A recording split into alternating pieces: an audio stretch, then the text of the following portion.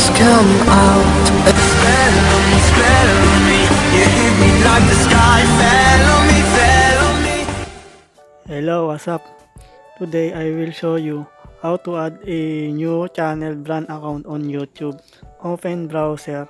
Dapat ay naka-desktop site ito at dapat ay nakalagin na ang iyong Gmail. Search ang youtube.com/account.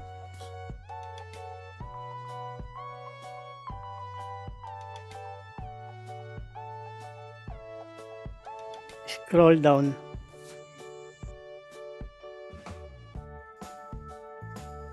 Click Add or Remove Managers. Click a new channel.